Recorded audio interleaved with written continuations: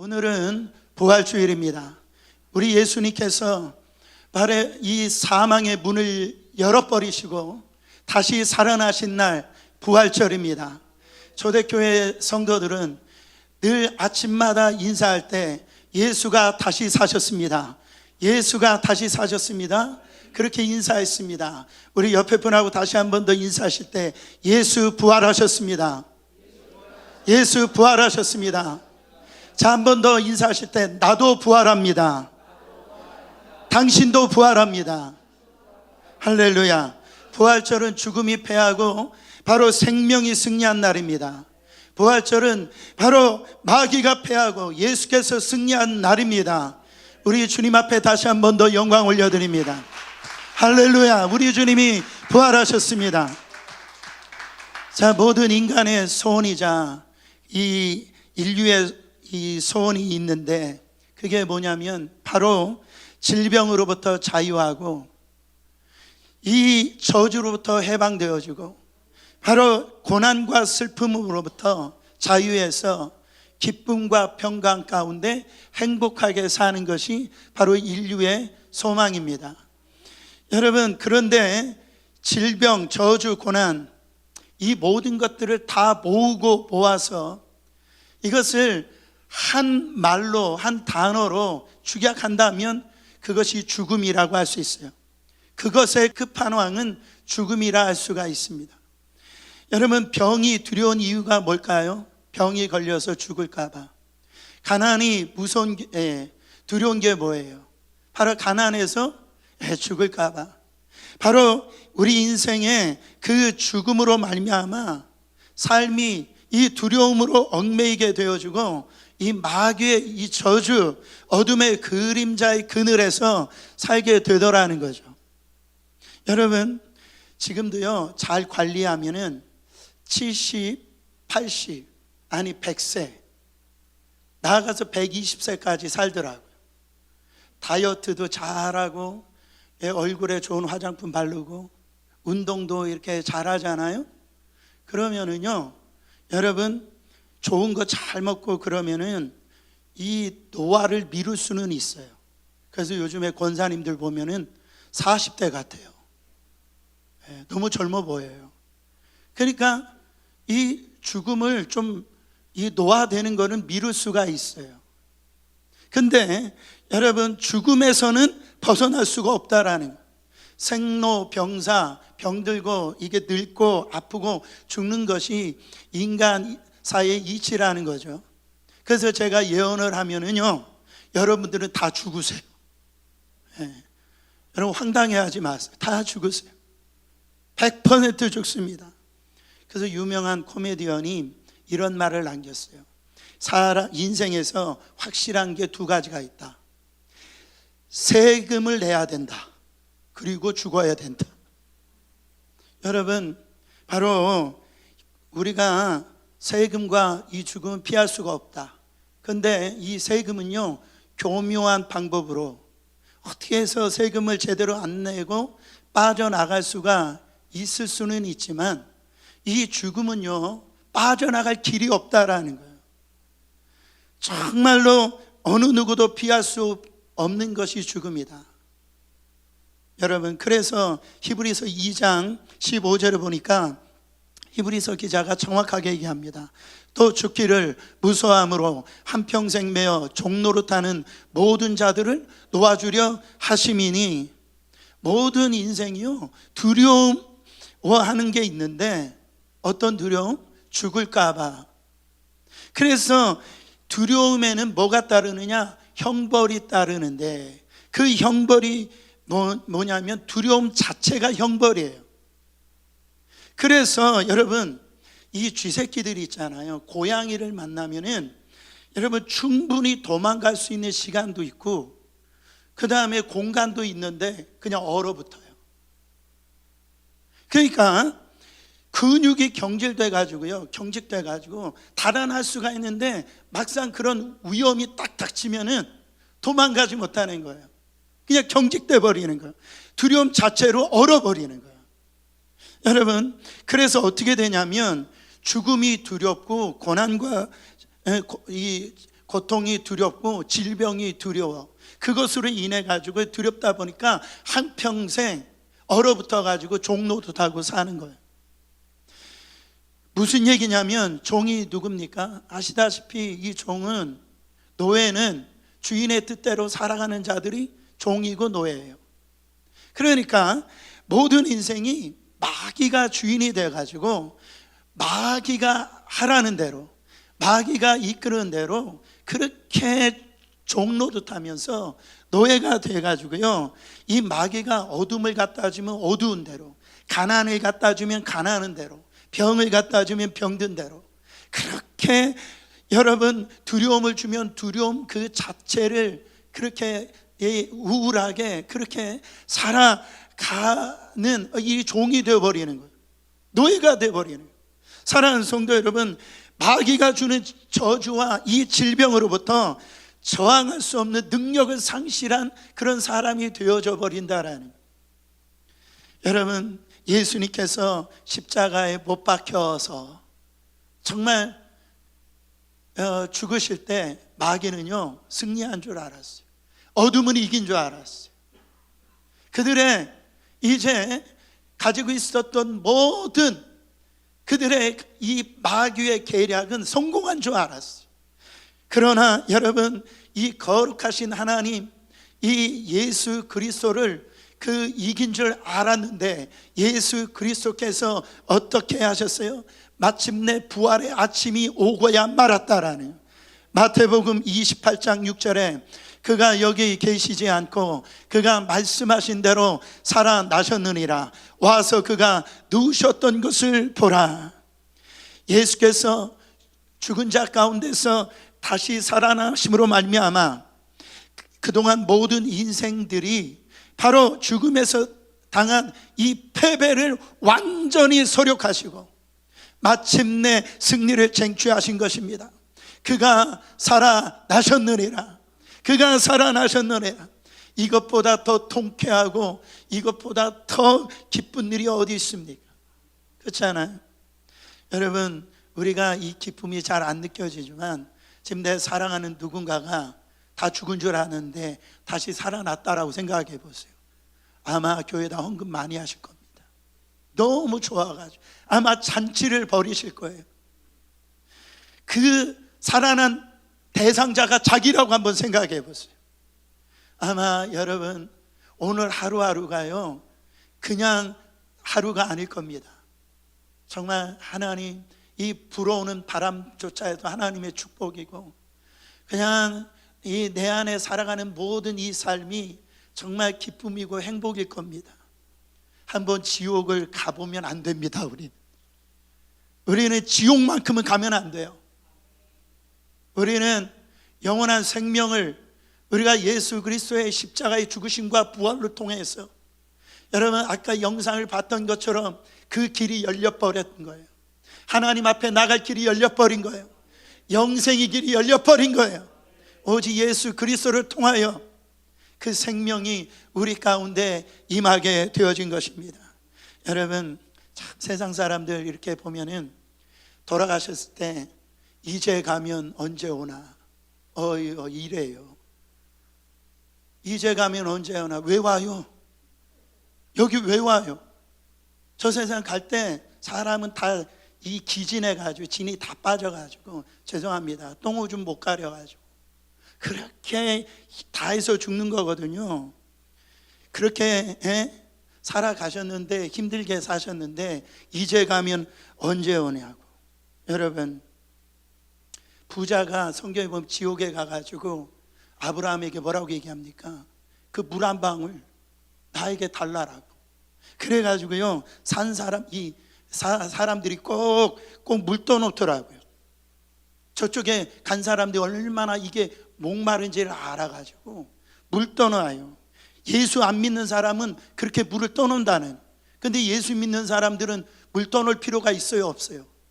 왜 여기까지 와가지고 수돗물 마시냐 말이에요.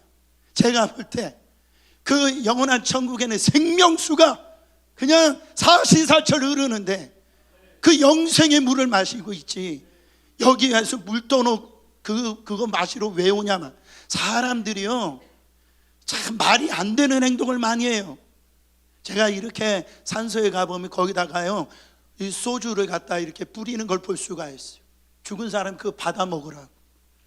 여러분, 사람이 가만히 보면은요, 이 안 되는 행동을 많이 한다고요. 예수님이 부활하셨단 말이에요. 예수가 부활하셨다라는 거. 저는 성도님들이 나쁜 의도든 좋은 의도든, 좋은 의도는 있을 수가 없죠. 그냥 입에 죽는다는 걸 입에 대고 사시는 분들이 있어요. 그럴 때 보면 굉장히 안타까워요. 예수 믿었는데 여전히 죽음에 대한 두려움, 그 죽고 싶다고 하는 말이 늘 입에서 나옵니다. 마귀는 여전히 그 예수 믿는 성도들일지라도 죽음의 공포, 죽음의 그 두려움, 우리를 가지고요 장난치는 거예요. 마귀가 장난치는 거예요. 언제까지 그렇게 살고 싶냐라는 거예요. 마귀에게 속아가지고 마귀가 주는 그 죽음에 대한 이 두려움을 가지고요, 그 두려움 속에서 언제까지 그렇게 살겠냐라는 거예요. 여러분, 진짜 예수님 잘 믿어야 됩니다. 예수 잘 믿어야 돼요. 로마서 8장 37절에 그러나 이 모든 일에 우리를 사랑하시는 이로 말미암아 우리가 어떻게 이기느니라, 넉넉히 이기느니라. 그냥 적당히 이기는 게 아니에요. 넉넉히 충분하게 예수 그리스도를 통하여서, 예수 그리스도의 부활하심을 통해서 우리는 악한 마귀와 이 싸움에서 승리하고 살아갈 수 있다라는 거예요. 여러분, 참 우리가 살다 보면 예기치 않게 이렇게 꼬입니다. 뭔가 잘 될 듯 하는데 그 뜻대로 안 되고요, 예기치 않은 병이 오기도 하고 사업이 실패하기도 합니다. 그런 일들이 참 있어서 참 고단한 인생을 살고 계시는 성도님들이 그래요. 그러나 따라합니다. 잠깐이다.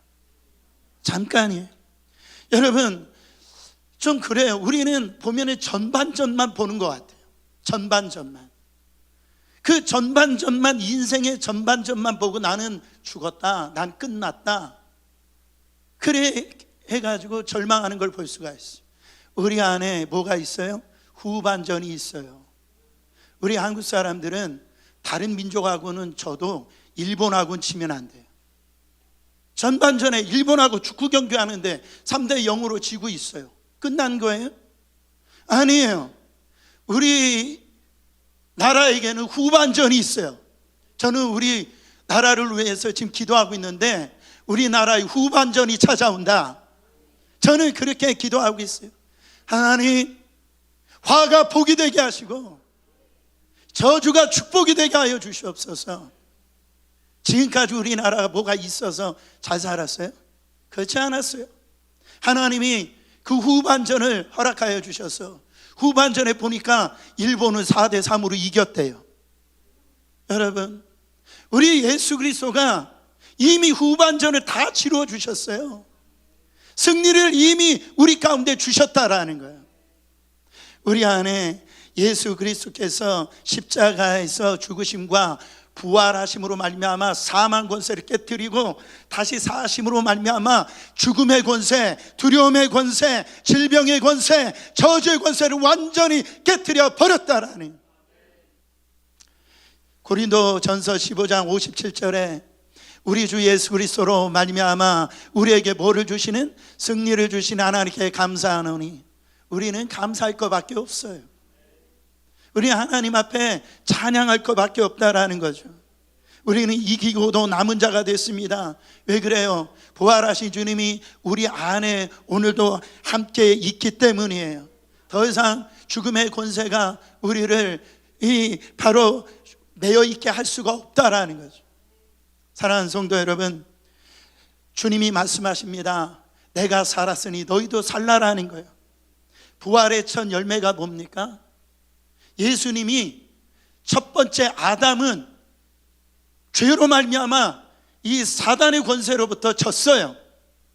그러나 두 번째 아담으로 오신 예수 그리스도는요, 이 사단의 이 결국은 사망을 갖다 주는데 예수님 어떻게 하셨습니까? 그분은 죄가 없으셨던 분이에요. 그러나 예수 믿는 자의 모든 죄를 짊어지시고 죄의 싹은 사망이라고 그랬어. 사망 안에 들어가 버리니까 예수 그리스도가 이 십자가를 통하여서 모든 인류의 대속, 죄를 다 속해 버리니까, 원래 그분은 죄가 없으신 분이니까 죄를 벗어버리니까 사망이 그를 가둘 수가 없었던 거예요. 사망의 문이 열려버리고 부활의 역사가 일어났다라는 거죠. 내가 살았으니 너희도 살라라고 주님이 말씀하고 있다라는, 승리를 보장받은 사람들은요 두려움에 사로잡히지 않는다라는 거예요. 주 예수 그리스도를 통해서 이 힘을 주신 주님께 감사하라는 거죠.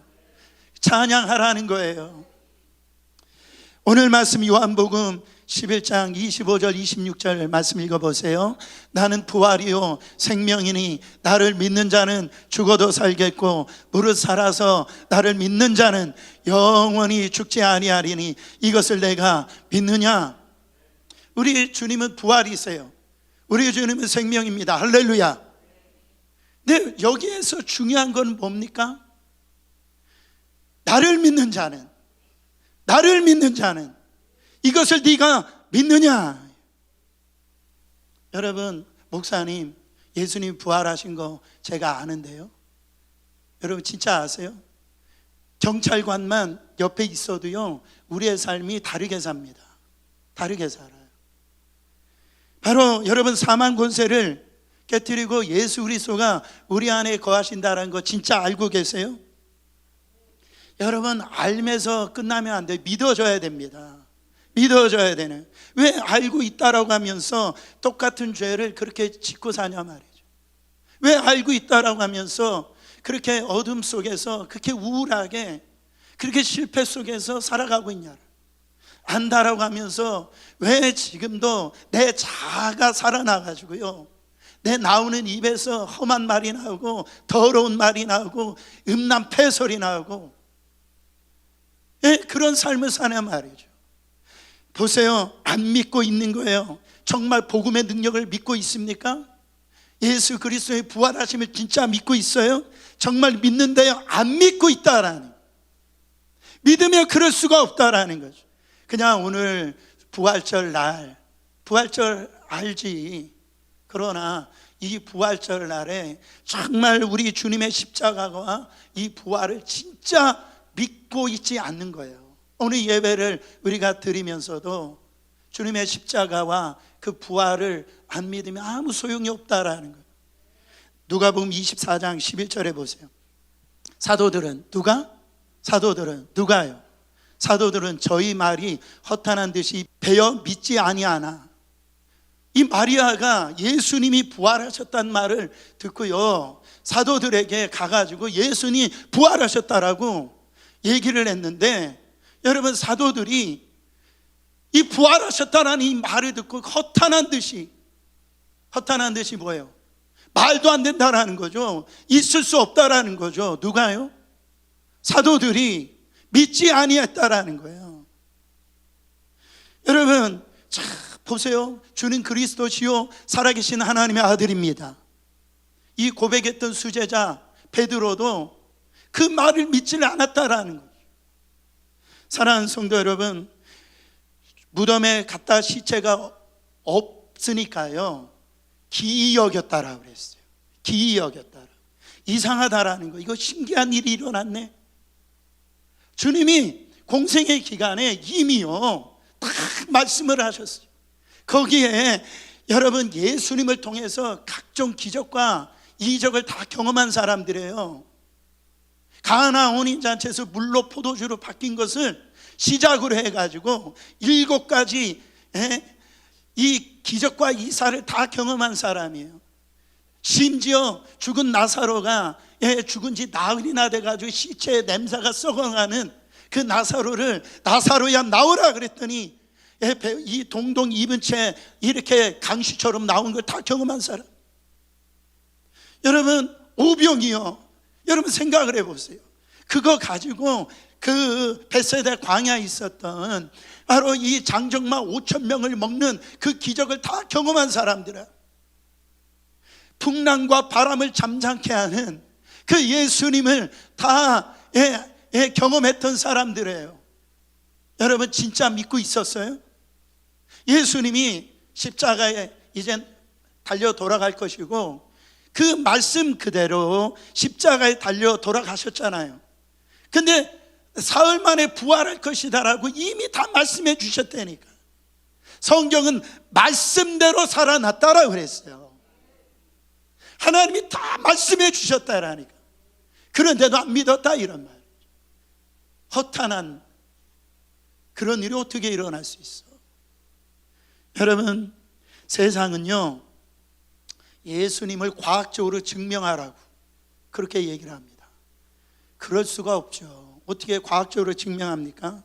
세상 사람들은 예수님이 그 십자가에 죽으신 거, 부활하신 거 녹화본 내놓으라고 그렇게 얘기를 해. 그러면 내가 믿겠다라고. 그런 게 있을 수가 없죠. 2000년 전 일인데 어떻게 그런 게 남아 있어요. 그걸 내세울 수가 없죠. 그러나 예수님의 부활에 대한 그 기록이 남아 있다라는 거예요. 여러분 보세요. 사실 보지 못해서 믿지 못할까요? 우리가 정직하게 얘기하면 우리 자신을 살펴보면 보지 않고 믿는 것이요, 보고 믿는 것보다 더 많이 있다라는 거예요. 여러분 생각해 보세요. 증조 할아버지 계신 거 믿으세요? 안 믿으세요? 고조 할아버지 여러분 보셨어요? 못 보셨죠? 여러분 세종대왕 보셨어요? 이순신 장군 보셨어요? 근데 왜 믿어요? 그 기록이 사실이라고, 남긴 그 역사 사료가 사실이라고 믿기 때문에 그 세종대왕 내가 보지도 않았는데 있다라고 알고 있잖아요. 근데 어떤 역사의 기록보다도 여러분 예수 그리스도의 십자가와 부활의 그 기록이 더 많다라는 거죠. 여러분 확실하게 성경에 기록하고 있는데 왜 믿지 않고 있냐라는 겁니다. 여러분 혹시나 하는 마음에 이미 믿고 있어도요 확실하게 하기 위해서 이 부활에 대한 팩트 체크 좀 하기를 원합니다. 요즘 선거철이 돼가지고 가짜 뉴스 그 팩트 체크를 하는데 보세요. AD 1세기 이후에 지금까지 이 가짜 예수님의 이 부활의 이 가짜 뉴스들이 참 많이 있는데 그 중에 하나가 가사설, 안 죽은 거예요. 그냥 가짜로 죽었다 이렇게 생각하고, 환상설, 그러니까 어떻게 그냥 제자들이 환상을 본 거다. 그리고 뭐 무덤 오인설, 다른 무덤 가가지고 착각했다라는 거죠. 그리고 시체 도난설, 누가 훔쳐가서 부활했다라고 그렇게 얘기한다라는 거예요.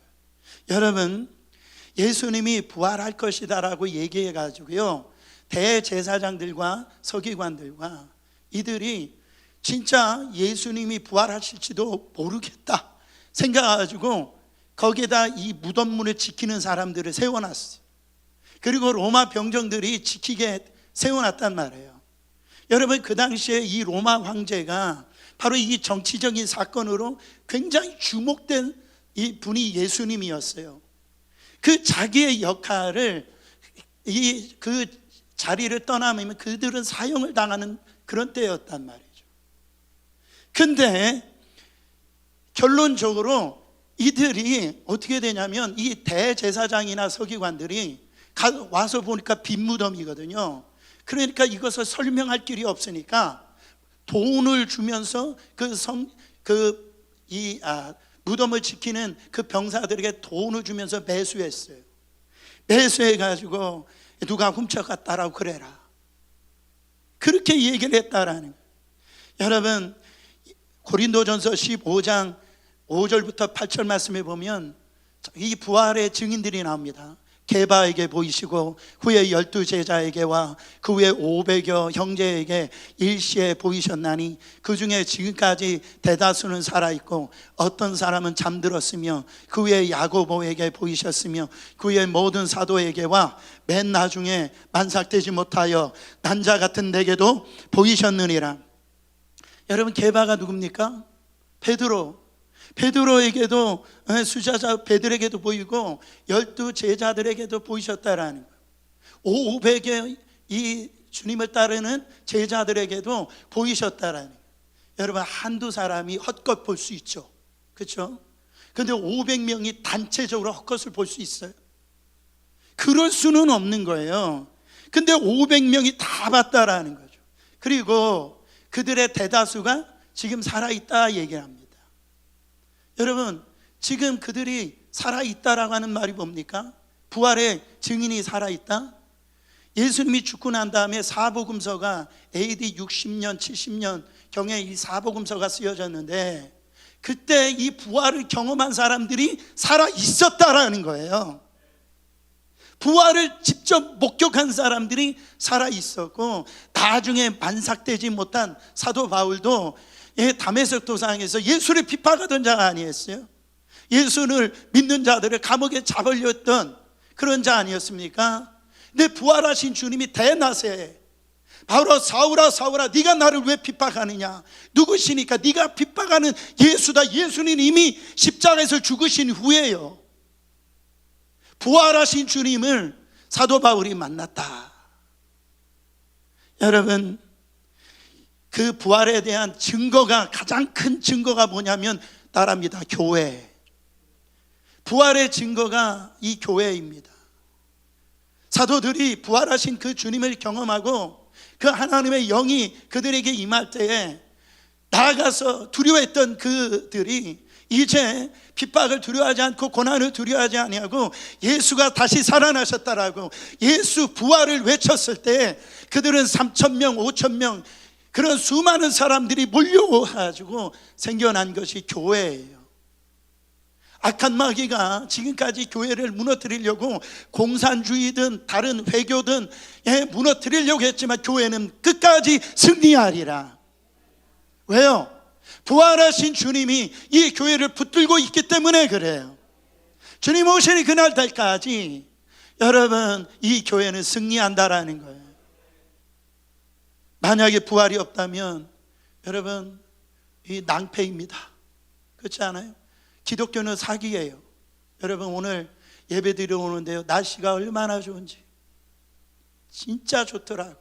오늘 같은 날 저 맨하탄 그랜드 센트럴 가가지고 거기서 커피 한 잔 마시고, 그렇게 아니면 어디 이제 피크닉 그 여행 가면 좋을 텐데 이 어두컴컴한 이 자리에 왜 오신 거예요? 그렇지 않아요? 만약 예수 부활이 없으면요 우리 진짜 불쌍한 사람들이라는 거예요. 여러분보다도 제가 더 불쌍해요. 그렇지 않아요? 그냥 목이 다 쉬도록 이렇게 지금 예수님의 부활이 가짜라고 한다면 여러분 얼마나 이 불쌍한 겁니까? 그렇지 않아요? 여러분 우리는 불쌍한 존재가 아니에요. 우리는 축복받은 존재인 줄 믿으시길 바랍니다. 그러면 이 부활을 믿는다라는 건 뭡니까? 부활을 믿는다라는 것은 부활의 능력도 믿는 거예요. 부활을 믿는다라고 하는 것은 부활의 능력도 믿는 거라는 거예요. 그것은 뭐냐면 그 부활하신 주님을 우리가 만나는 거죠. 그 부활하신 주님을 지금 예수 그리스도가 지금 살아계시다라고 하는 그 예수를 만나는 거죠. 여러분 지구가 이 둥글다라고 하는 것을 안다라고 해서 사람이 변화되는 게 아니에요. 그냥 지식의 어떤 수준이 높아진 거죠. 그런데요 한 남자가 사랑하는 그녀를 만나면 그날부터 변화가 되어지는 거예요. 지식이 변화시키는 것이 아니라 만남이 변화가 일으키는 겁니다. 그러니까 이 예수 그리스도는요 우리의 신앙생활은 율법이 아니에요. 우리의 신앙은 복음이에요. 복음은 뭐냐면 강압이 아니에요. 복음은요 우리 삶으로 우리 어떤 드러내어지는 자연스러움이라는 거예요. 이게 복음이에요. 우리가 억지로 교회 나오는 게 아니에요. 억지로 수고하는 게 아닙니다. 복음은 수고할 수밖에 없게끔 내 마음을 감동을 시키는 게 복음이에요. 그렇게 살아가도록 만드는 것이 복음이라고요. 소망이 없던 인생이 예수님 때문에 절망해서 소망을 가지고 그 마약과 술과 향락과 이 어떤 도박과 이렇게 살아갔던 그런 어둠 속에 살던 사람들이 이 부활하신 주님을 만나고요, 변화된 사람들이 수많은 사람들의 간증자가 있단 말이죠. 여러분, 그 중에 한 명이 저와 여러분 아닙니까? 이 부활하신 주님을 우리 속에 경험을 했기 때문에 그런 변화 역사가 일어났다라는 거죠. 만약에 이 부활의 사건이 거짓말이란다면 어떻게 살인자가 변화되어지고, 어떻게 간음자가 변화지고, 어떻게 도둑질하고, 그렇게 여러분 정말 세상에서 그렇게 정말 손가락질 당하던 그런 사람들이 변화가 되어져 가지고 삶이 새로워질 수가 있냐라는, 예수님의 부활은 너무나 분명하다라는 거죠. 여러분, 아무리 많은 사람들이 그 부활하신 그 주님을 안다라 할지라도 오늘 그 예수 그리스도를 만나지 아니하면 아무 소용이 없어요. 지금도 수많은 교회에서 예배를 드리고 있을 텐데 하나의 부활절 절기니까 이건 거기에는 여러분 능력이 나타나지 않는다라는 거예요. 베드로에게 물어보세요. 아니, 당신 예수님을 그렇게 3번 부인하던 사람이 어떻게 순교할 수 있냐고. 베드로는 얘기합니다. 다 부활하신 주님 만났다고. 도마에게 물어봅니다. 당신 그렇게 의심 많고 큰 사람이 어떻게 그렇게 주님을 위해서 끝까지 충성하다가 순교했냐고. 도마가 얘기합니다. 나는 부활하신 주님 만났다고. 스데반에게 얘기를 합니다. 이 스데반은 돌에 맞아 예수 믿고 복음을 증거하다가 돌에 맞아 죽는 그런 환경 속에 있었을 때 당신은 어떻게 해서 그 돌이 날라와서 다 이렇게 죽게 되는 가운데서도 그렇게 기쁘게 그게 순교할 수 있었느냐고. 이 스데반은 얘기합니다. 부활하셔서 보좌 우편에 앉아 계신 그 자기가 그런 예수님 때문에 고난당할 때 그 보좌 우편에 서신 예수님을 나는 봤다라는 거야. 그러니까 나는 그렇게 살아갈 수 있었다라고 스데반이 얘기를 합니다. 한결같이 부활하신 예수님을 만난 사람이요, 한결같이 부활하신 주님을 여러분 경험한 사람, 인생이 변화가 되어지는 거예요. 인생이 바뀌어지는 겁니다. 세상이 어떤 말을 해도, 세상에서 주님을 믿을 때 고난이 오고 어려움이 온다 할지라도 그 부활하신 주님을 만났기 때문에 조금도 흔들림이 없다, 이런 말. 여러분, 예수님의 제자들도 처음에 부활하신 주님을 만나지 않았을 때 뿔뿔이 흩어졌습니다. 두려움에 떨며 숨었어요. 그러나 부활하신 주님을 만나고 그들은요 달라졌어요. 담대해졌습니다. 소망과 기쁨 가운데 충만해졌어요. 평범하기 짝이 없는 그런 사람이었지만 이 부활하신 주님을 믿고 그 능력이 임할 때 그들은 비범한 인생이 되어졌다라는 거죠. 여러분, 또한 부활하심을 주님을 경험한 사람들의 특징이 있는데 어떤 특징이 있냐면 소망이 임합니다. 소망이 임해요. 첫 번째는 두려움이 떠나가고 두 번째는 소망이 임한다라는. 예수님의 무덤은 빈 무덤이에요. 그 빈 무덤이 얼마나 감사한지 몰라요. 그게 얼마나 여러분 그것이 우리 안에 기쁨인지 몰라요. 혹시라도 예수님의 무덤을 찾았는데 거기 예수님의 뼈가 발견되고 그러면 어떻게 되는 거예요? 그렇잖아요. 근데 빈 무덤이라. 여러분, 인생의 끝이 무덤이 아니다라는 겁니다. 인생의 끝은 부활이라는 거예요. 이게 너무너무 중요한 말이에요. 인생의 끝은 무덤이 아니에요. 죽으면 다 한 줄 알아요. 그게 아니에요. 부활이에요. 부활입니다. 뭐가 생기냐면 소망이 생긴다라는 거죠. 소망이 생긴다라고 해서 이 땅에 소망이 생긴다라고 그래가지고 모든 게 다 잘 풀리는 건 아닙니다. 왜 그러냐면 마귀가 이 세상을 합법적으로 지금도 지배하고 있기 때문에 그래요. 근데 이 소망이 생기잖아요. 부활하신 주님이 임하고 소망이 생기면 뭐가 생기기 시작하냐면 인내가 생겨요. 인내가. 여러분, 저는요 참 안타까운 게 뭐냐면, 그렇게 대기업 사장들 있죠, 그렇게 돈이 많아요. 그리고 이 탤런트들 보면 그렇게 예쁘고 잘생긴 사람들이 자살하는 걸 보면은 너무 이해도 안 되고 그렇게 안타까울 수가 없어요. 제가 그 정도 돈이 있었으면 저는 매일매일 천국일 것 같아요. 한 번이라도 제가 그런 얼굴로 살아가면, 그런 참 살만할 것 같아요. 괜찮아요. 그래도 이 얼굴도 괜찮은데, 아니 그렇게 좋은 얼굴로, 예쁜 얼굴로 그 돈 많은 걸 가지고 왜 그 생명을 끊는지. 여러분, 그러지 마세요. 여러분, 뭐가 없어서 그래요? 소망이 없어서 그래요. 무덤이 끝인 줄 알아요. 부활이 있다라는 거예요. 여러분, 우리는 다시 한번 말씀드리, 지옥만 가면 안 됩니다. 우리는 생명을, 예수 그리스도를 통하여 이 부활의 생명을 입고 영생을 누려야 된다 말이에요. 그거를 알아야 돼요. 그래야 소망이 생기는 겁니다. 여러분, 어머니들, 우리 부모님들, 특히 이민자들, 여러분 늘상 말씀드리지만 그냥 아침 일찍 일어나서, 저는 그 뉴요커가 뭐 좋은 건 줄 알았어요. 와서 베이글 하나 먹고 커피 한 잔 마시고요, 마시면서 일찍 그냥 셧다운 올리고 그렇게 해가지고서 그렇게 수고하고 그냥 늦게 그 셧다운 내리고요, 그냥 코피 나도록 일하는 이유가 뭡니까? 그렇게 일해가지고 자식 좋은 학교 보내고, 그래서 좋은 대학 보내고 좋은 사람 만나게 해가지고 그렇게 성공하게 될 것이라고 하는 소망이 있기 때문에 자기 자신의 젊음을 다 불태워가지고 자기가 지금 얼마나 지금 힘들고 어려운지도 다 잊어버리고 그렇게 일하는 이유가 뭐예요? 그런 소망이 있기 때문에 그래요. 근데 만약 걔를 보니까 싹수가 없어, 싹수가 노랗다는 말 있잖아요. 그러면 그 열흘도 못합니다. 힘들어서 못해요. 일할 때도요, 뭔가 소망이 보일 때 여러분 인내할 수가 있는 거예요. 견딜 수가 있는 거예요.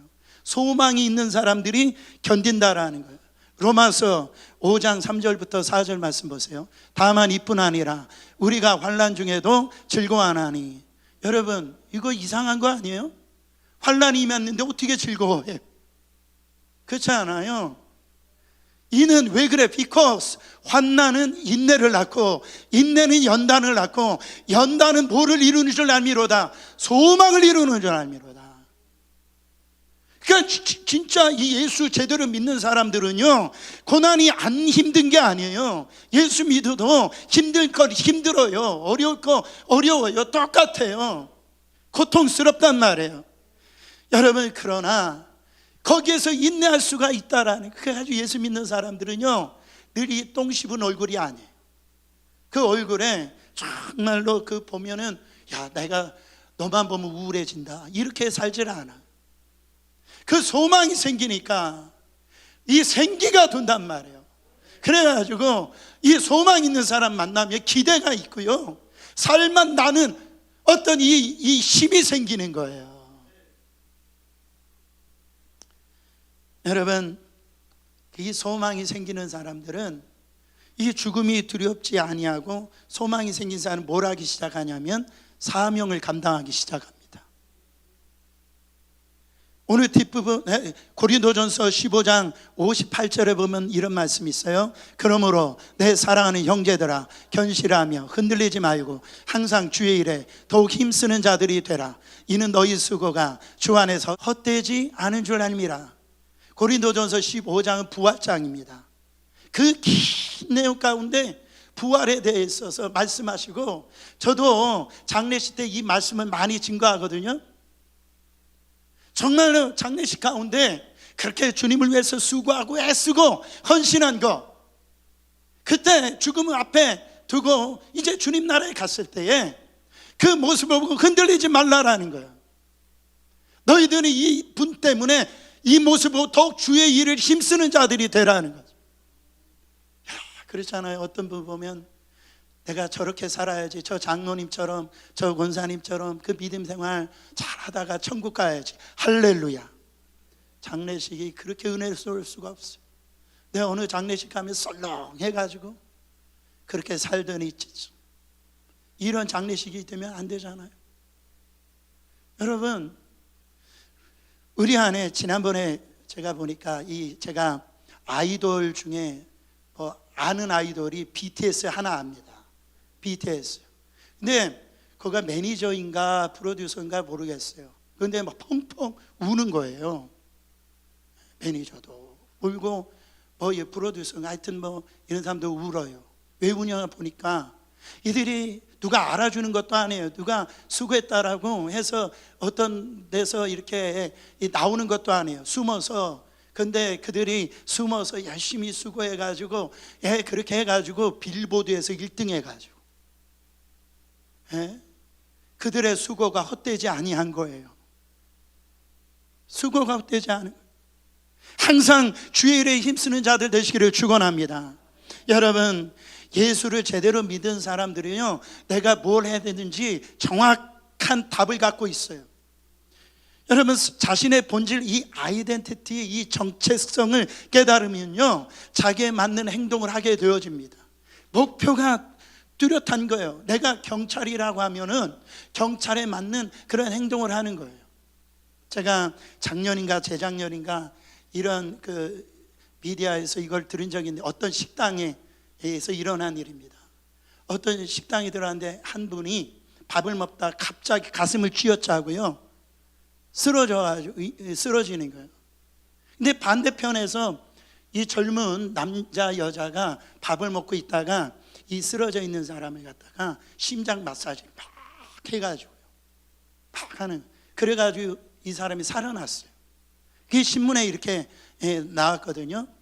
그랬더니 이 두 사람이 누군지 봤더니 이제 이 사람들이 경찰인 거예요. 업무 시간이 아니어서 나와서 사복을 입고 있어서 경찰이 아닌 이 모습을 안 보이죠. 겉으로 볼 땐 경찰이 아닌 줄 아는데, 이들의 DNA가는 이 경찰이라고는 아이덴티티, 이 정체성이 있는 거예요. 그 사람이 지금 쓰러져 있으니까 저 사람은 내가 구해야 되겠다. 다른 사람은 하지 않는데 그렇게 심장 마사지를 하면서 그 수고와 애씀을 감당하는 거예요. 그 목적이 분명하니까 그렇게 해서 살리더라는 거죠. 여러분, 중요한 것은 우리 안에 이 부활하신 그 주님이 우리 안에 들어오면 소망이 생기는 거예요. 그저 살지 마세요. 부활하신 그 주님, 오늘 나에게 말씀하시는 그 음성이 있다라는 거예요. 그래서 우리는 이 부활하신 주님을 매일매일 경험을 해야 돼요. 삶의 현장에서 경험을 해야 됩니다. 이게 놀라운 축복이에요. 이거를 주님과 동행한다, 이런 표현을 씁니다. 주님과 함께한다. 부활은 죽음 이후에 그렇게 어떤 경험하게 될 막연한 어떤 종교가 아닙니다. 여러분, 부활은 현재적인 사건이에요. 우리의 삶에 실제가 되어야 된다라는 거죠. 여러분, 그래서 부활하신 주님이 오늘 우리와 함께 계시기 때문에 여러분, 우리가 운전하다가도 그 주님을 만날 수가 있어요. 우리가 설거지 하면서도, 우리가 직장에서 일을 하면서도, 우리가 가정에서도 우리의 삶에 이 살아계신 이 부활하신 그 주님과 우리가 함께하는 신앙이, 그게 아름다운 신앙이라는 거죠. 저는 가장 신앙생활에서 저주가 뭐냐, 이거를 늘상 말씀드리지만 이 신앙을 갖다가 정형화시키는 겁니다. 정형화라는 건 뭐냐면 예수님을 어느 장소에 가둬 버리는 거예요. 그냥 예수님을 교회에다만 가둬둬요. 나의 삶의 현장, 나의 가정, 내가 이 몸담고 있는 이 세상 속에 예수님이 안 계신 것처럼, 그렇게 신앙생활하는 것이, 여러분, 이게 잘못된 신앙이라는, 예수님은 지옥의 자리, 실패의 자리, 억울함의 자리, 고통의 자리, 이것을 살아계셨을 때 모든 것을 경험하신 분이에요. 가장 고통을 당한 그 십자가 자리까지 가서 여러분, 그 고통을 경험하신 분이에요. 우리 주님은 우리가 어떤 어려움이, 어떤 고통이, 어떤 아픔이 있는지 우리 주님은 다 알고 계신다라는 거예요. 그래서 정말 특별한 장소가 아니라 여러분 우리의 삶의 현장에, 그 디베아라 바닷가에, 여러분 그렇잖아요. 엠마오 도상에 부활하신 주님이 제자들을 찾아오는 거 보세요. 얼마나 감사한지 몰라요. 오늘 말씀 주님이 우리에게 이렇게 말씀하십니다. 다시 한 번 더 요한복음 11장 25절 26절 보세요. 예수께서 이르시되 나는 부활이요 생명이니 나를 믿는 자는 죽어도 살겠고 무릇 살아서 나를 믿는 자는 영원히 죽지 아니하리니 이것을 네가 믿느냐. 여러분 우리 죄사함을 어떻게 누리고 있습니까? 우리가 의롭다함을 어떻게 누리고 있어요? 우리가 이 정말 영원한 이 영생을 누릴 것이다라고 하는 걸 어떻게 지금 그것을 누리고 있어요? 다 어떻게 내가 예수님의 자녀가 된 것을 어떻게 누리고 있습니까? 다 믿고 있다라는 거예요. 믿었기 때문에 이거를 지금 믿고 있는 거예요. 근데 우리 예수님이 우리의 삶 속에서 역사하신 예수님이 뭐라고 하시냐면 뭐라고 하세요? 용서할 수 있다라는 거죠. 사랑할 수 있다라는 거예요. 우리가 이런 얘기를 들으면은 내가 어떻게 사랑할 수 있어? 어떻게 용서할 수 있어? 우리가 이런 생각을 갖는다라는 거예요. 왜 그거를 안 믿냐라는 거예요. 지금도 살아 역사하신 부활하신 주님이 나와 함께 계셨을 때 내가 저 사람을 사랑할 수 있고 저 사람을 용서할 수 있고 바로 그것에 대해서 이미 십자가에서 이미 끝내버려 주셨는데 왜 그거를 안 믿냐라는 거예요. 그러니까요 하나님의 역사가 이기는 역사가 나오지 않는 거예요. 다 지는 거예요. 마귀에게 다 지는 거예요. 잘못 믿고 있으니까 다 지는 거예요. 여러분 우리 주 예수 그리스도로 말미암아 승리를 주신 하나님께 감사하시길 바랍니다. 오늘 저는 여러분 부활하신 예수 그리스도로 말미암아 너는 예배 때만 승리하는 것이 아니야. 너는 집에 가서도 승리하고 아침만 승리하는 게 아니야. 점심에도 승리하고 저녁에도 승리하고 바로 너는 더 이상 근심 걱정 살 필요 없다라는 거예요. 더 이상 비참한 삶을 사는 것이 아니고 염려 근심하면서 사는 것이 아니고 이제 너의 삶은 승리할 수가 있다라는 거예요. 너를 통해서 영향력이 나타나고 너를 통해서 복을 받을 것이고 너를 통해서 너 자신만 살아날 뿐만 아니라 너 자신을 통해서 가정이 살아나고 교회가 살아나고 너를 내가 사용할 거라는 거예요. 이미 내가 그렇게 만들어 놨다라는 거예요. 함께 찬양하겠습니다.